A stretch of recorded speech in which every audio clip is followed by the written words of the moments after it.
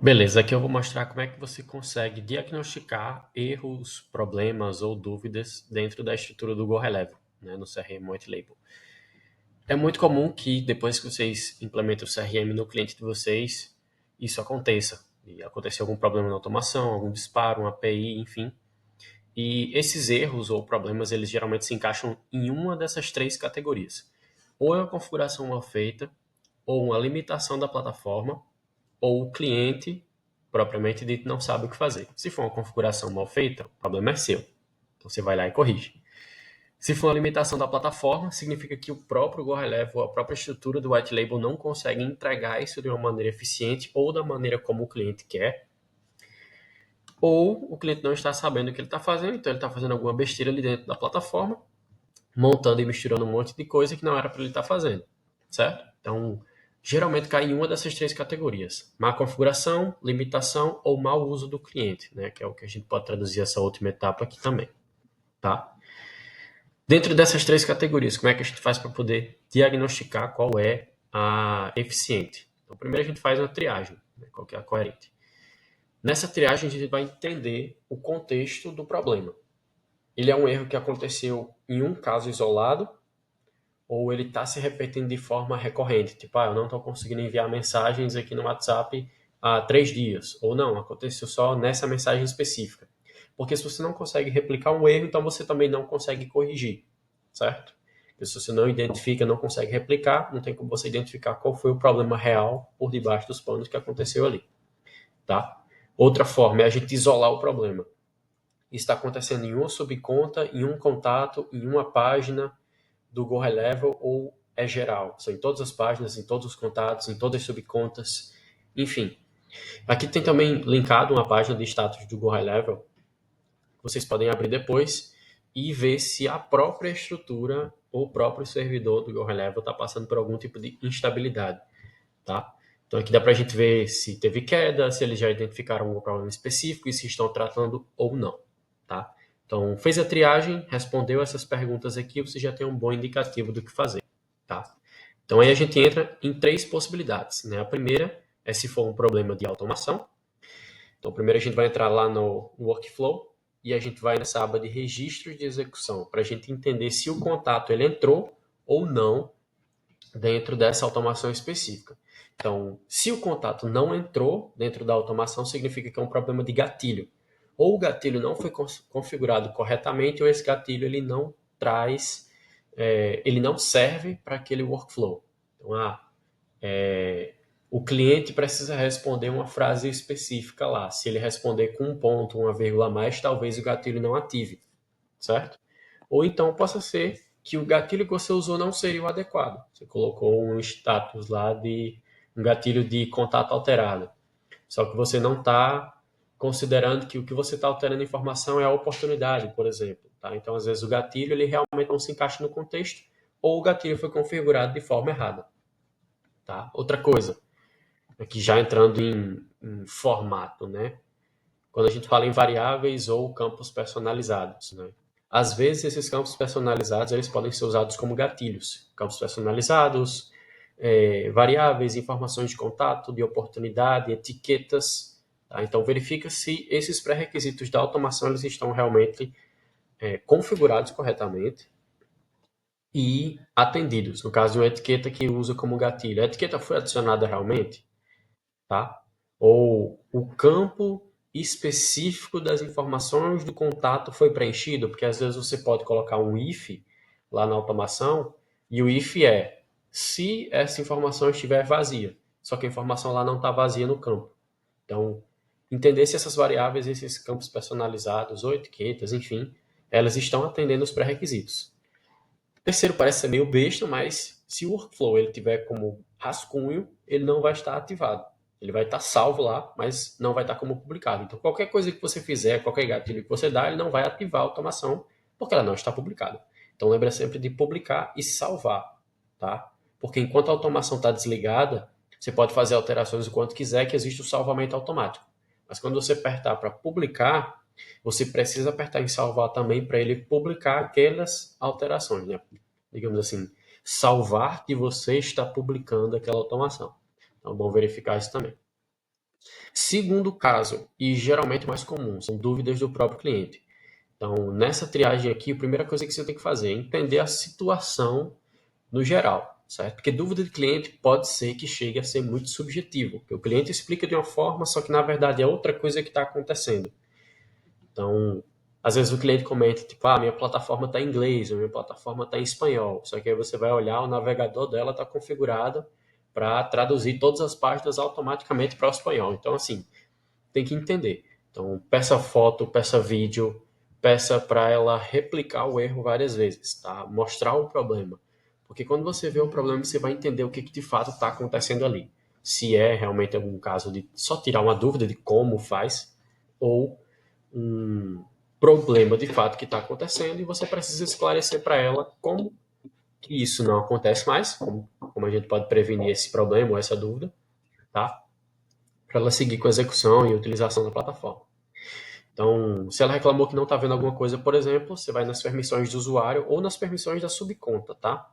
Nas limitações de subconta, para entender se a subconta tem essa funcionalidade disponível lá e visível, ou se o usuário tem a permissão de ver essa página.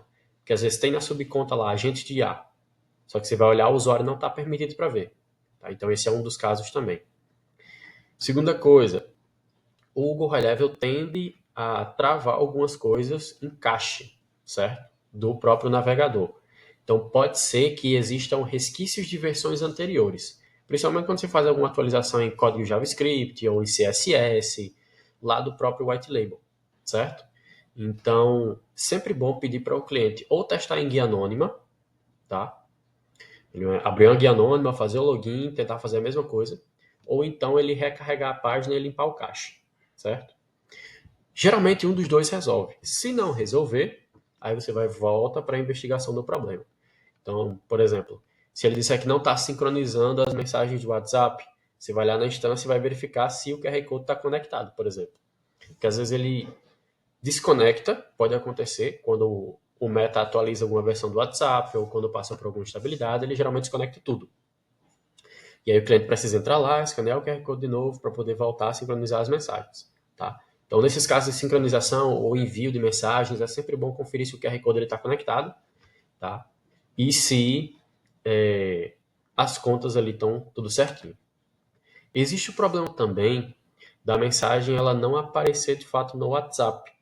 Tá? Isso é uma limitação do próprio WhatsApp Meta. Fica lá para o cliente aguardando essa mensagem, peça para ele enviar novamente ou aguarde uns minutos. Tá? Isso é uma limitação do próprio Meta. Tá? Não diz respeito ao Go Level, não diz respeito à API oficial, não diz respeito à API não oficial, porque em ambas as plataformas isso pode acontecer. Então, meio que foge um pouco do controle das plataformas. Nesse caso, existem algumas práticas que também não são confirmadas pelos Meta, tá? Pela plataforma da Meta, mas que na maioria dos casos ajudam. Então, entrar no WhatsApp uma vez por dia para carregar todas as conversas e sincronizar com o aplicativo e o WhatsApp Web, que às vezes o celular fica sem internet e aí demora essa sincronização entre o aplicativo no celular e o servidor do Meta.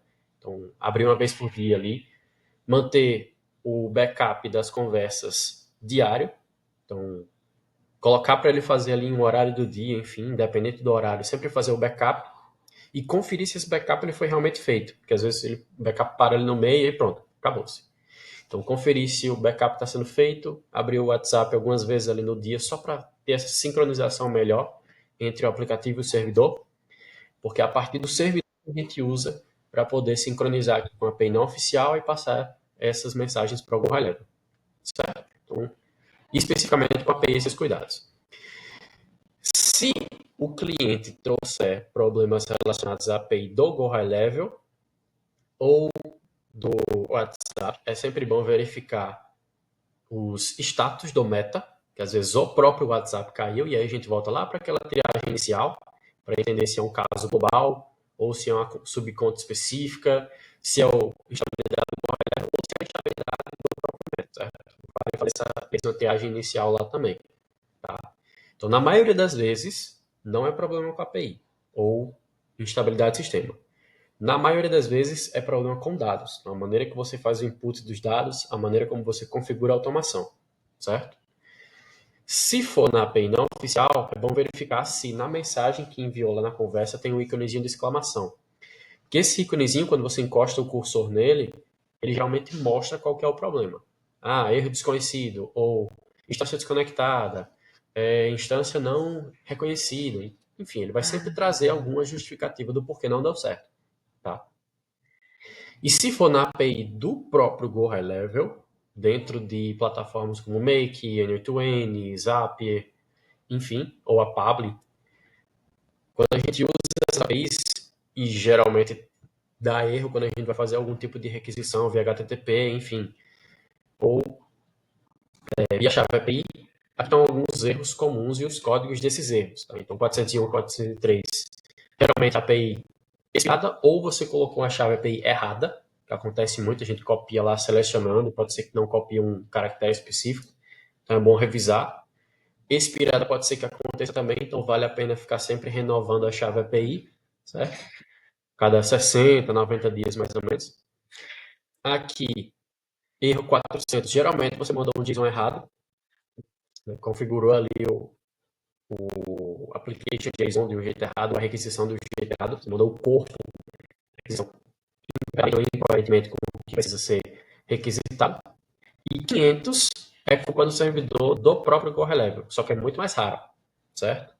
E aí pode ser servidor no geral. Pode ser o erro 500 por causa do servidor do Go High Level, que é raro, mas acontece ainda, ou um erro de servidor do seu próprio servidor.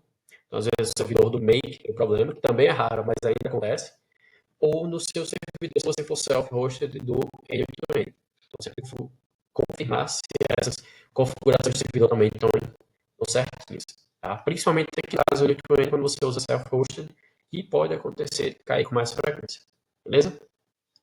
Se você seguir a maioria desses passos aqui, é quase certeza que você vai conseguir diagnosticar um problema do high level, mas se for o caso de não conseguir, sempre vale voltar para a etapa de triagem, certo? De investigar mais o problema, entender, nem que seja o caso, fazer uma reunião com o cliente, ou pedir mais vídeos, pedir mais fotos, pedir mais descritivo.